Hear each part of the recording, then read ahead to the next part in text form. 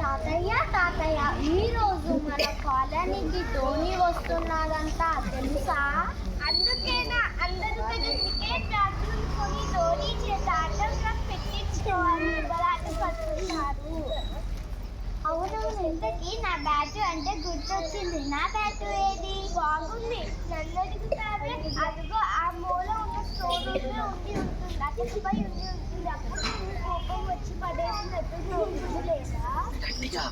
చూడు తాతయ్య, అప్పుడు పడేసిన బ్యాటు ఇప్పుడు ఎంత దుమ్ము పట్టిపోయిందో ఏమో. కాసేపు మీ గోల ఆపండర్రా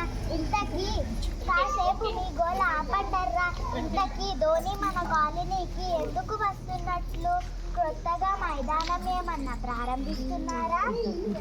కాదు తాతయ్య, అదేంటి స్వేచ్ఛ భారత్ కాదు, స్వచ్ఛ భారత్ కాదు, స్వేచ్ఛ కాదు, స్వచ్ఛ కాదు. అబ్బా, అదేదో రాసి ఉందే. అది స్వేచ్ఛ కాదు, స్వచ్ఛ కాదు, స్వచ్ఛ భారత్. స్వచ్ఛ భారత్ అంటే ఏమిటి అక్క? భారత్ అంటే కాలుష్యాన్ని రూపుమాపాలి. ప్రస్తుతం మనకున్న సమస్యలలో నీరు, వాయు, ధ్వని కాలుష్యాలతో పాటు నగరంలో జనాభా పెరిగి జనాభాతో పాటు చెత్త కూడా పెరిగిపోతుంది. బాగా చెప్పావురా, ఇది ఏనాడు చేయవలసిన పని. కాస్త ఆలస్యంగా మన ప్రధానమంత్రి మోదీ గారు పుణ్యమాని స్వచ్ఛ భారత్ శ్రేష్ఠ భారత్ అని ఎలుగెత్తి చాటిన స్ఫూర్తిని మనమందరము చేయుటనివ్వాలి. అందుకే ఆంధ్రప్రదేశ్ ప్రభుత్వం నీరు ప్రగతి అనే ఉద్యమం చేయబడింది. తెలంగాణ ప్రభుత్వం మిషన్ కాకతీయ అనే కూడికలను సాగునీరు తాగునీరు తీయడానికి ప్రయత్నిస్తుంది. మరి స్వచ్ఛ భారత్లో ఏమి చేయాలి తాతయ్య? బాగా అడిగావురా. ఒకప్పుడు ఏది కావాలన్నా పేపర్లలో అరిటాకుల్లో ఇచ్చేవారు. పేపర్లు ఏమో నీటితో కరిగేవి, అరిటాకులు ఏమో ఆవులు గేదెలు ఆహారంగా తినేవి. ఇప్పుడు ఏది కావాలన్నా పాయిజన్ కవర్లలో ఇస్తున్నారు. అలా ప్లాస్టిక్ వాడకం ఎక్కువైంది. స్వచ్ఛ భారత్ కాలుష్యాన్ని నివారించాలంటే ఏమి చేయాలి? ఏముంది, చెట్లను పెంచాలి, పరిసరాలను శుభ్రంగా ఉంచుకోవాలి.